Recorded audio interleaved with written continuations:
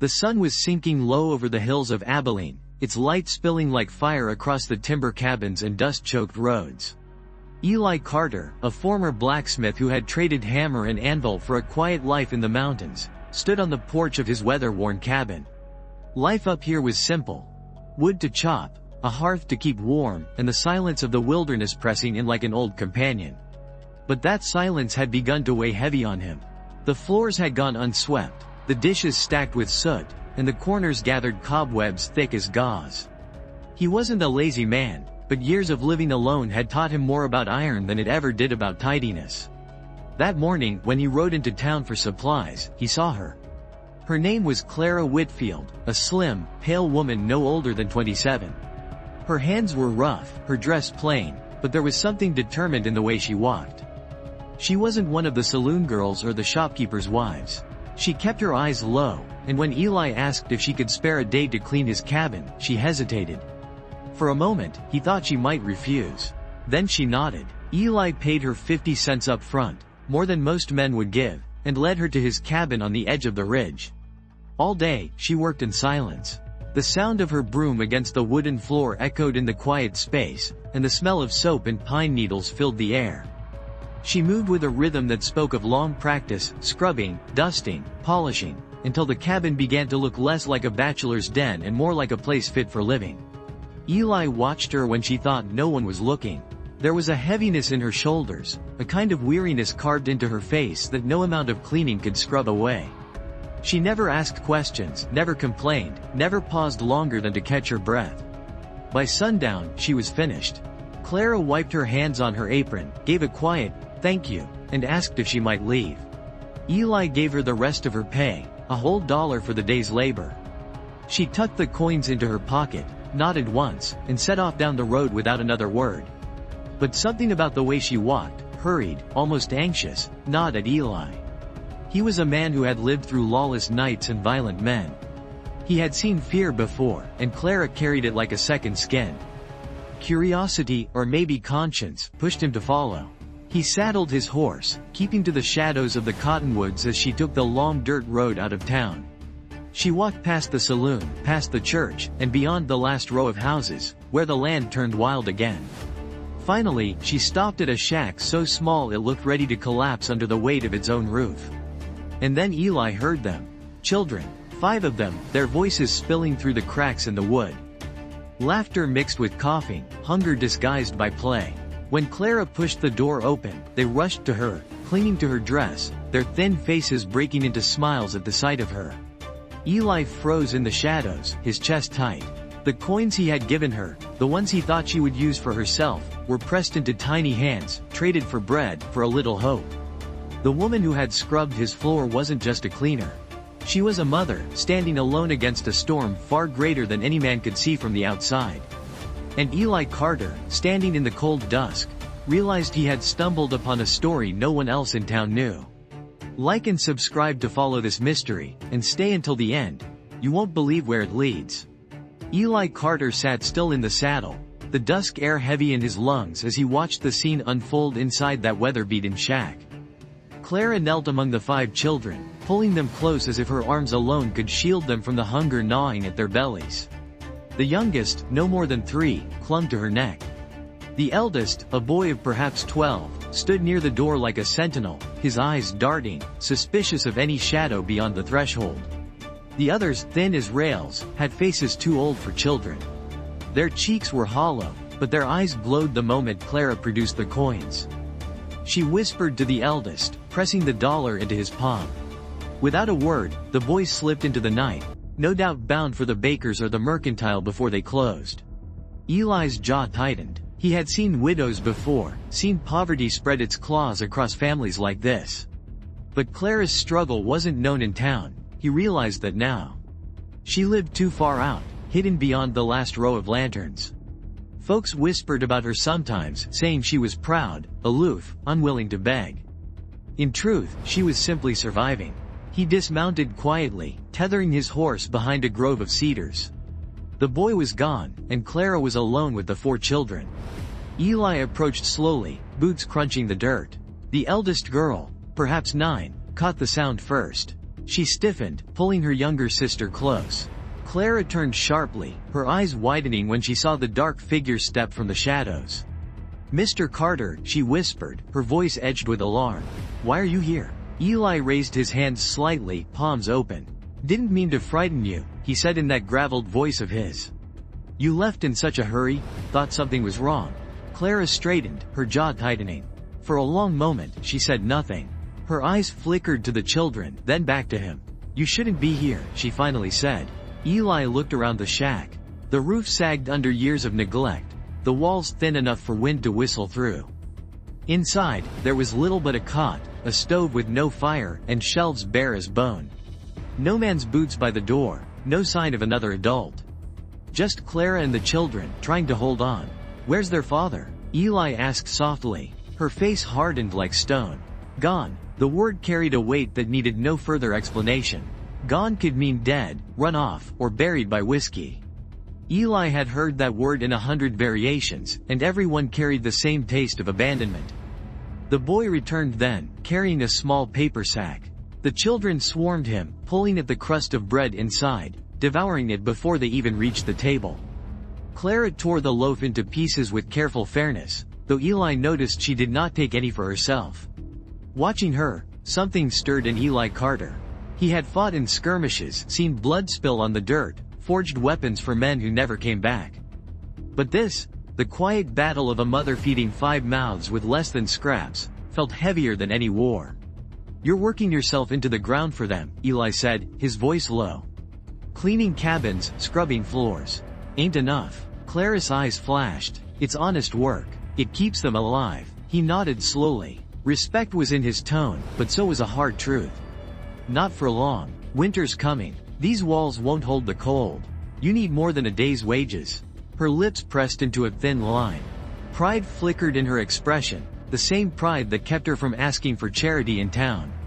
"I'll manage," she said, though her voice wavered. Eli studied her a long moment. He wanted to press further, to offer something more than coins on a table. But he also knew the danger of a woman's pride, pushed too hard, and she'd turned colder than the mountain wind. So he tipped his hat, stepping back toward the door. "I'll see you tomorrow. Cabin ain't near finished," he lied gently. "Plenty more work if you'll take it." Clara's eyes softened just a fraction, relief mingling with suspicion. She nodded once. "Tomorrow, then." Eli walked back into the night, the image of 5 children gnawing bread burned into his mind. He had set out to clean his cabin. Instead, he had uncovered a secret, and secrets had a way of dragging men deeper than they ever intended to go. As he mounted his horse, Eli Carter knew this wasn't the end. It was the beginning of something that would test more than his conscience. It would test the very laws of justice, survival, and mercy in a land that knew little of all three. Morning broke cold over Abilene. Frost clung to the fence rails, and smoke from cabin chimneys hung low like ghostly ribbons. Eli Carter stirred his coffee over the hearth, but the bitter taste couldn't drive Clara and her children from his mind. The image of hollow cheeks and bread split too thin gnawed at him harder than hunger ever could. He saddled his horse before the sun had fully risen and rode down into town. He wasn't sure what he was looking for, supplies for his own cabin, or answers that might explain why a woman like Clara Whitfield was raising 5 children in a shack forgotten by the town. The mercantile was already open. Old Mr. Hanley, the shopkeeper, raised a brow when Eli stepped in. "Carter," he greeted. "Don't often see you this early. Something you need?" Eli picked up a sack of flour, a few jars of preserves, then paused at a rack of wool blankets. He set them on the counter without much thought. Hanley smirked. "That's a mighty large order for one man." "Cold season's coming," Eli said evenly. Hanley leaned closer. "Or maybe you've taken in strays." His eyes gleamed with a gossip's hunger. "I've seen Clara Whitfield walking these streets again. Folks wonder how she keeps her brood alive out there. No husband, no kin. Some say she ought to put those children in the orphanage before they starve." Eli's jaw tightened. He pushed the coins across the counter without answering. He had no patience for Hanley's talk. But as he carried the supplies outside, his mind gnawed on the shopkeeper's words. The orphanage. He had heard about it. A place run by the county, where children without parents were sent. Some said it was safe enough. Others whispered darker things. Either way, he knew Clara would never let her children be taken. That pride of hers ran deeper than fear. Instead of riding straight back to his cabin, Eli tied his horse outside the sheriff's office. Sheriff Amos Turner was a broad man with a thinning mustache, a lawman who had kept Abilene from tearing itself apart after the war. He looked up from his desk as Eli entered. Well, Amos said. Didn't expect you in my doorway this morning. You keeping out of trouble? Eli grunted. You know Clara Whitfield? The sheriff leaned back in his chair, his boots creaking.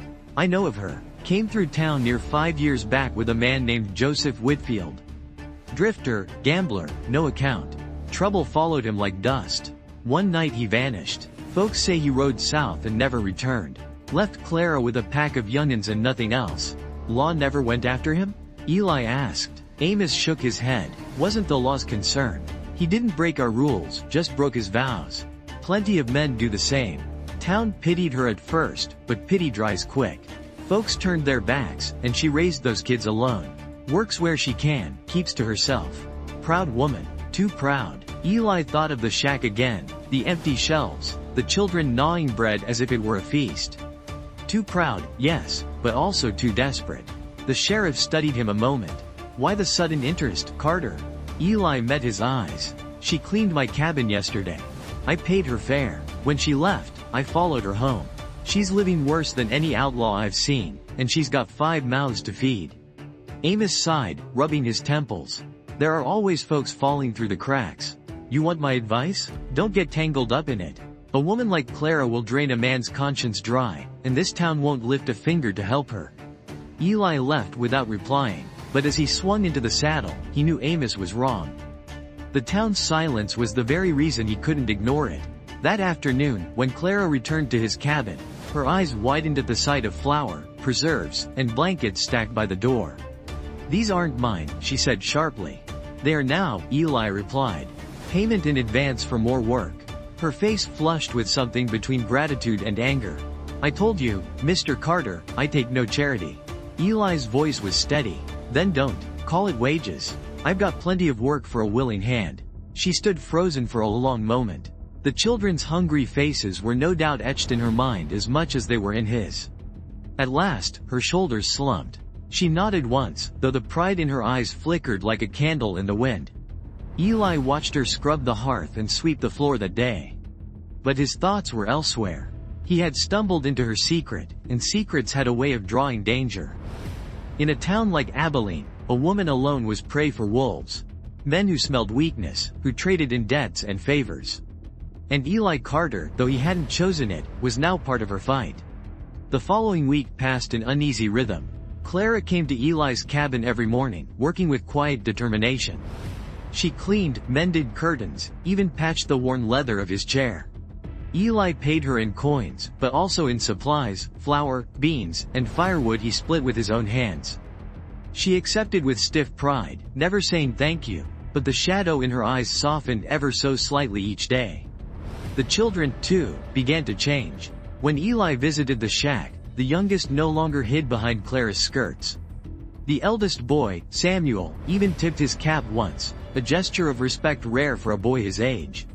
Hunger still lingered in their faces, but it no longer consumed them. Eli saw hope sparking in that shack, faint as a candle flame, but alive. Yet Abilene was not a place where secrets stayed buried. One afternoon, as Eli hammered a loose shutter back into place, he spotted a figure riding into town from the southern trail. The man wore a wide-brimmed hat pulled low, his coat dusty from the road. His face was scarred, one long white line running from his left temple to the corner of his mouth. Folks on the boardwalk stiffened when they saw him, whispering as he passed. The stranger dismounted at the saloon, tied his horse, and strode inside with the kind of swagger only trouble carried. Eli's gut twisted. Men didn't look like that unless they brought storms with them. Later that evening, word spread fast. The scarred man was Joseph Whitfield, Clara's husband, long thought gone for good. Eli found himself standing outside the shack that night, the lantern light flickering through the cracks in the walls. Inside, Clara was folding worn clothes, humming faintly to hush the children to sleep. For a moment, Eli didn't want to tell her. Didn't want to see her face when the truth landed. But keeping it secret would only make the blow harder. He knocked once. Clara opened the door, her expression wary until she saw him. "Mr. Carter, what is it?" Eli removed his hat, turning it in his hands. "Clara, he's back. Joseph Whitfield rode into town today." Her face drained of color, her hands trembling on the doorknob. She staggered back as if struck. "No, he wouldn't, he left us. He's in the saloon now," Eli said quietly. Scar across his face, same eyes. Sheriff Turner recognized him. Clara's knees nearly buckled, but she steadied herself against the wall. The children, sensing her fear, peered from their beds with wide eyes. "What does he want?" she whispered. Eli's jaw clenched. Men like him always want something. Money. Control. Maybe worse. Her eyes filled with panic. "He has no right to come back here. Not after everything." She stopped herself, pressing a hand to her mouth. Eli studied her. "Clara, what did he do? Why'd he leave you in this state?" She shook her head violently. "I can't, please, don't make me say it. Just, don't let him near the children." Eli's chest tightened. He had seen women bear burdens they should never carry, but Clara's fear told him enough. Whatever Joseph Whitfield was, he was dangerous. That night, Eli sat by his fire, the flames casting long shadows across the cabin walls. He had lived years keeping to himself, avoiding entanglements. But this was different. He could already feel the storm circling. Joseph Whitfield was not the kind of man who came back quietly. And Eli Carter knew he was about to be pulled into a fight that would test not only his strength, but his very sense of justice. Outside, the wind rose against the mountains, carrying with it the promise of violence. The saloon was alive with noise that night, piano music clanging against drunken laughter, boots stomping across warped floorboards. But beneath it all, a tension simmered. Every man in the room knew who had returned. Joseph Whitfield sat at the bar, a glass of rye whiskey clutched in his scarred hand. His eyes, sharp and restless, swept the room like a predator's. The scar carved down his face gave his grin a permanent sneer. He drank like a man who owned the place, though whispers said he had nothing left but debts and a trail of broken promises. Eli Carter leaned against the doorframe, silent, watching. He hadn't planned to come, but his conscience pulled him. If Joseph meant to reclaim Clara and those children, Eli needed to know his measure. Joseph noticed him before long. "Carter," he drawled, his voice carrying across the saloon. "Didn't think you'd still be around. Word was you buried yourself up in the hills." Eli's eyes narrowed. "I manage." Joseph laughed, a cold sound. "Always did like keeping to yourself. Guess you finally got tired of your own company, though. I hear you've been sniffing around my wife." The room fell silent at the word wife. Men glanced at one another, unease thick in the air. Everyone knew Clara had lived as if widowed. Joseph's return threatened not just her fragile survival, but the uneasy balance of the town itself. Eli's voice was calm, steady. "She ain't yours, Whitfield. Not anymore. You left her with 5 children and no roof worth the name." Joseph's grin widened, but his eyes turned hard. "They're mine, Carter. Blood don't lie. And what's mine, I take back." He rose from his stool, his frame tall and lean but coiled with menace. The sheriff's deputy, posted in the corner, shifted uncomfortably but didn't move. No one wanted to step between Joseph Whitfield and the man he marked. Eli stayed still. His hand rested loosely at his side, never near the Colt holstered on his hip. He wasn't here for a fight, not yet. "You come back for your family, or for their labor?" Eli asked quietly. "Because I seen how Clara lives. If you meant to provide, you'd never have left her starving." The grin faltered for just a moment, replaced by a flash of anger. Joseph slammed his glass on the bar. "You don't know a damn thing, Carter. She's mine. Those brats are mine. And tomorrow, I'm taking them out of that shack and back under my roof." Eli's jaw tightened. "You got no roof. And no right." Joseph stepped close, his whiskey breath sharp between them. "Then you best stay out of my way. This ain't your business." Eli's voice was iron. "You made it my business the moment you left them to starve." For a long moment, the two men stood locked in silence, the saloon holding its breath. Then Joseph leaned back, chuckling darkly. "You always did like playing the hero, Carter. Careful, heroes don't live long out here." He turned, shoving past a man at the poker table, and stalked out into the night. The saloon exhaled as one, the piano starting again in weak, halting notes.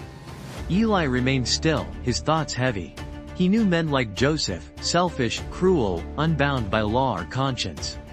And men like that never came back without a reason. Clara's fear made sense now. Joseph wasn't just a husband returned.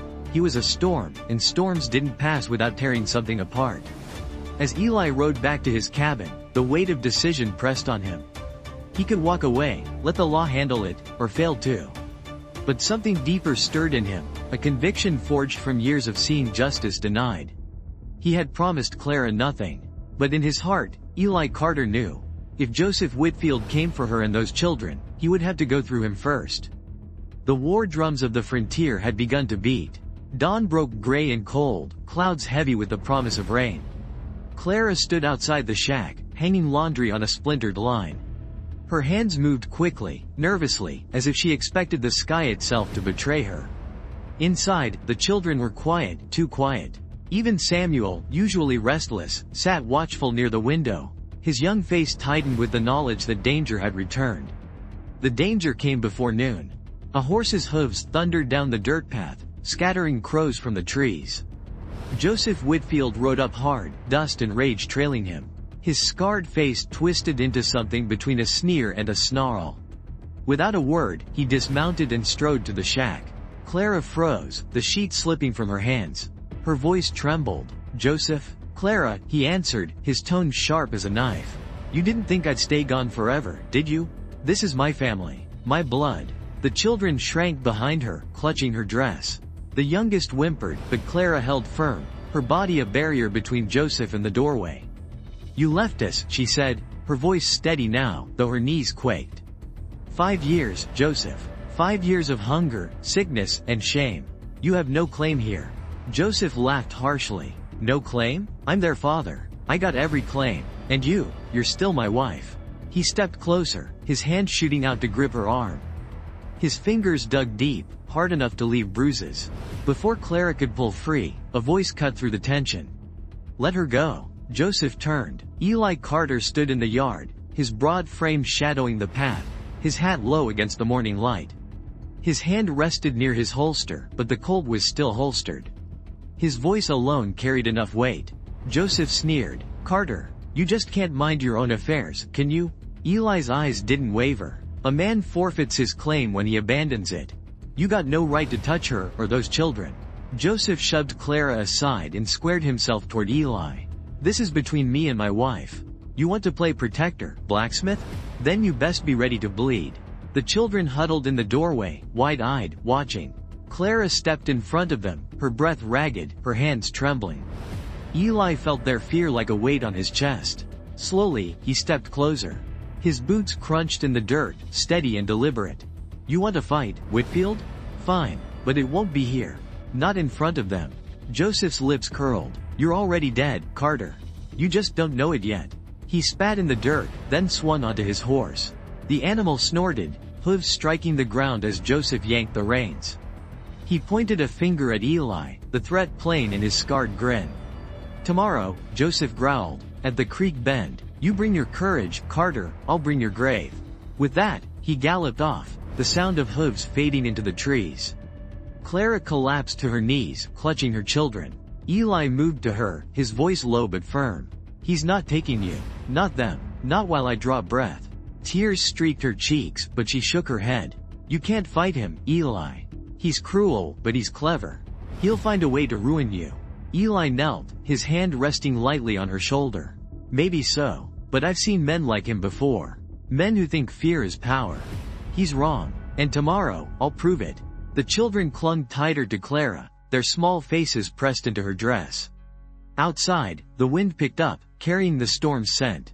Tomorrow, justice would be decided at the creek bend.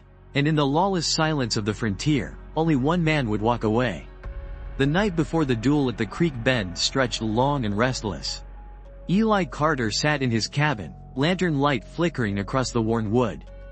On the table lay his Colt .45, freshly oiled, its weight heavy with more than iron. He had carried it through war, seen men fall on both sides of the barrel. He had sworn to live quiet, to let violence pass him by. But Joseph Whitfield had forced his hand. Eli poured a measure of whiskey, but the drink burned like guilt in his throat. He thought of Clara's hollow eyes, of the children pressed against her skirts, of Samuel standing guard though still a boy. They deserved safety, not fear. If Eli had to bleed for that, so be it. He rose before dawn, saddled his horse, and rode toward the creek. Mist clung to the water, curling like smoke. The bend was a natural amphitheater, silent but for the trickle of current. Word had spread fast. Already a handful of townsfolk gathered at the ridge, whispers carrying like wind. Sheriff Amos Turner was there too, his arms folded, his jaw tight. "You sure about this, Carter?" Amos asked as Eli dismounted. "The law don't sanction gunfights anymore. But I can't stop it if you both choose it." Eli met his gaze. "You know as well as I do. Whitfield won't stop unless someone stops him." Amos sighed, tipping his hat low. "Then God help you both." By mid-morning, Joseph Whitfield arrived. He rode hard, dismounting with a swagger, his scar gleaming white in the gray light. His revolver hung low on his hip, worn but deadly. He grinned at the crowd before locking eyes on Eli. "Carter," Joseph called, his voice cutting through the mist. "You sure you're ready to die for another man's wife?" Eli's voice carried steady. "Not for her. For the children. For what's right." Joseph laughed harshly. "What's right? Out here, right is decided by the faster gun." The sheriff stepped forward, his presence a thin veil of law over the coming storm. "You both know the terms. 10 paces, turn, fire. No tricks, no interference." Eli and Joseph faced each other across the clearing. The townsfolk fell silent. Even the creek seemed to hold its breath. They paced. 1, 2, 3, each step heavy as judgment. Eli's mind quieted, the world narrowing to the weight of his revolver. The sound of boots on dirt. The knowledge that 5 children's futures balanced on this moment. 10. Both men turned. Joseph's hand flashed like lightning toward his holster. Eli's world slowed to a razor's edge. The gleam of steel, the twitch of a scarred grin, the cold air filling his lungs. The gunfire shattered the silence. When the smoke cleared, one man still stood. The smoke from the pistols hung low, curling like a shroud above the creek bend. For a moment, no one moved, not even the wind. Then the echo of the shot died, and reality returned. Joseph Whitfield staggered. His revolver slipped from his hand, clattering against the rocks. He pressed a hand to his chest, blood blooming through his shirt like a dark flower. His scarred face twisted, not in anger now, but in disbelief. He stumbled backward, dropped to his knees, and collapsed in the mud by the water's edge. Eli Carter lowered his Colt, his hands steady despite the weight of what he had done. Around him, the crowd exhaled as one, whispers rippling through like leaves in a storm. Some nodded in grim approval. Others looked away, uneasy. Sheriff Amos stepped forward, his boots crunching on the dirt, and knelt beside Joseph. With a shake of his head, he stood. "It's done," Amos said quietly. "Whitfield's gone." The townsfolk dispersed slowly, murmurs fading into the trees. The law had spoken, though no jury sat in judgment, only the frontier, where justice came quick and final. Eli holstered his weapon, but his eyes drifted to the ridge where Clara stood with her children. Samuel's hand clutched hers tight, the younger ones pressed close to her skirts. Their faces were pale, eyes wide, but they were alive. Safe. When Eli walked toward them, Clara's gaze never left his. Tears streaked her cheeks, though her chin lifted with the same unshakable pride.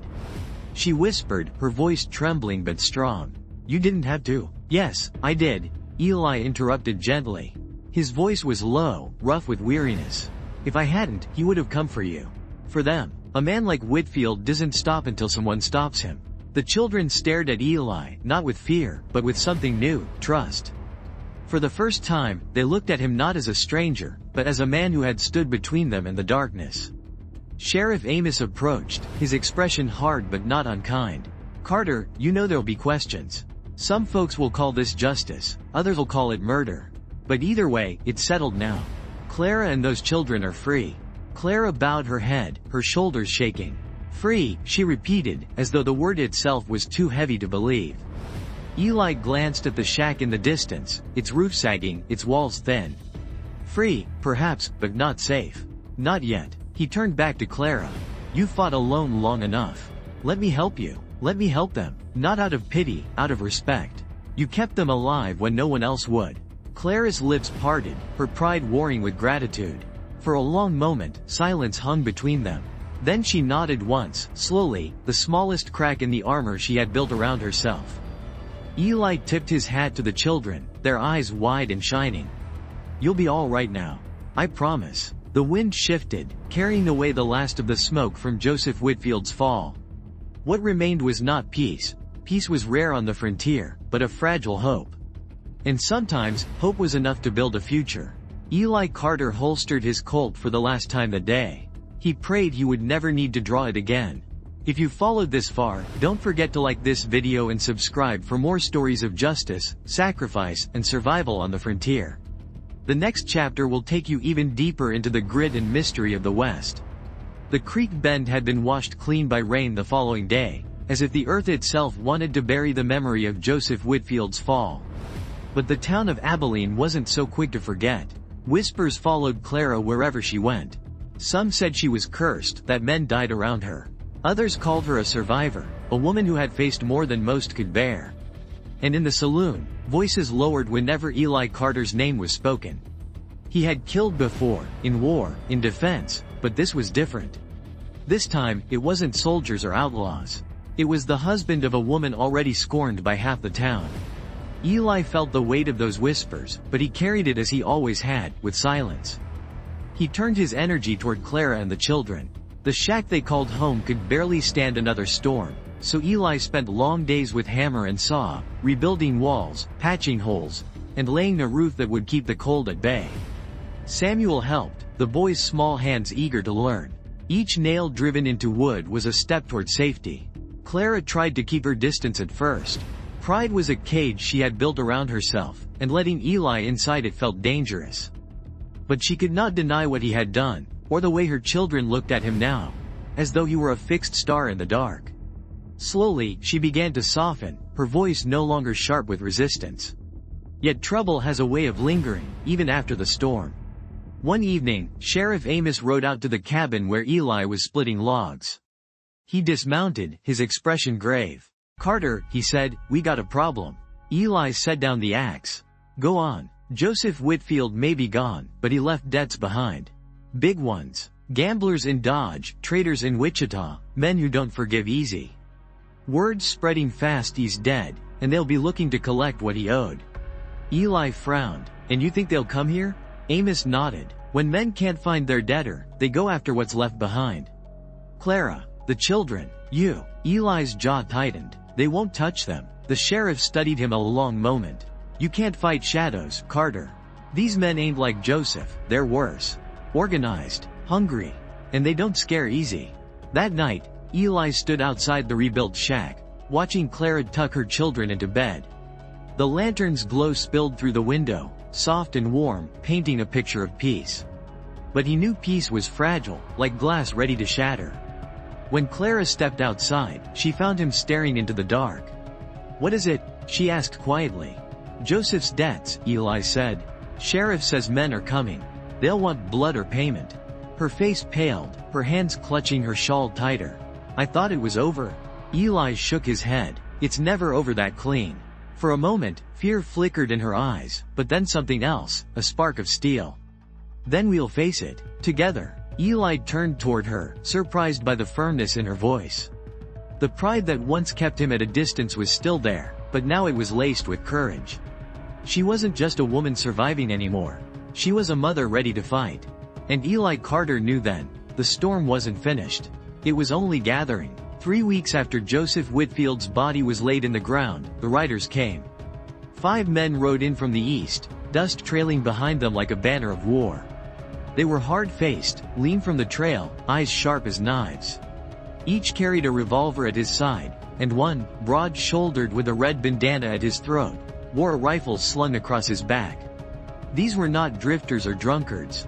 They were collectors, men who followed the scent of death like wolves. They dismounted outside Clara's shack, their boots crunching on the frozen dirt. The children huddled at the window, their wide eyes peering from behind Clara's skirts. She stood tall, though her hands trembled against her apron. The leader tipped his hat with mock politeness. "Ma'am, name's Carver. Your husband Joseph owed us a great deal of money. He's dead, which is an inconvenience. But debts don't die, Mrs. Whitfield." They get passed along. Clara's face went pale, but before she could answer, Eli Carter stepped from the barn. His shirt sleeves were rolled, his axe still in hand from splitting logs. His gaze locked on the 5 men, calm but unflinching. "Joseph's dead died with him," Eli said flatly. Carver turned, sizing him up. "And who might you be? Another fool playing protector?" Eli planted the axe head in the dirt, standing tall. "Name's Eli Carter. These folks don't owe you a thing. Not a cent. You'll take your horses and ride out the way you came." The men chuckled, dark amusement rolling through the group. Carver spat in the dirt. "You got sand, Carter. But 5 of us against 1 of you. Odds don't favor your heroics." Eli's eyes narrowed. Odds never favored the right side in war either. "Didn't stop me then. Won't stop me now." Carver's grin faded. His hand drifted toward his revolver. But before he could draw, Sheriff Amos rode into the yard, his Winchester leveled. Behind him came 3 deputies, rifles trained on the collectors. "Carver," Amos barked, "you and your boys best holster those irons. This is Abilene, not Wichita. We settle law here different." For a long, tense moment, the air crackled. Carver's men shifted uneasily under the deputies' rifles. Finally, Carver raised his hands in mock surrender. "Fine, we'll ride, but mark me, this ain't over." Death's got long shadows. They mounted up, spitting curses, and rode back the way they came. When the dust settled, Clara sagged against the doorway, relief flooding her face. The children rushed to her, clinging to her arms. Sheriff Amos lowered his rifle, his eyes shifting to Eli. "You bought them some time. Maybe all the time they'll need. But you best keep watch." Shadows got a way of circling back. Eli nodded, silent but resolute. That evening, as the sun dipped low, Clara approached him where he sat sharpening his knife by the fire. Her voice was soft but steady. "You didn't owe us anything, Eli. Yet you stayed." He looked at her, the firelight glinting in his eyes. "Some debts ain't measured in money. Some debts are measured in what's right." She held his gaze, her lips trembling as if she wanted to say more. Instead, she placed a hand lightly on his arm, a gesture that spoke louder than words. Inside, the children's laughter returned, fragile but real, echoing against the walls of a home no longer haunted by fear. Eli Carter knew storms would come again. Men like Carver always circled back. But for now, Clara and her children had something they had not known in years: safety, hope, and the promise of tomorrow. And Eli, for the first time in a long time, felt he had found his place not in solitude, but in standing guard for those who needed him most. The West was cruel, but sometimes, even in the dust and blood, justice found a way to stand. The end.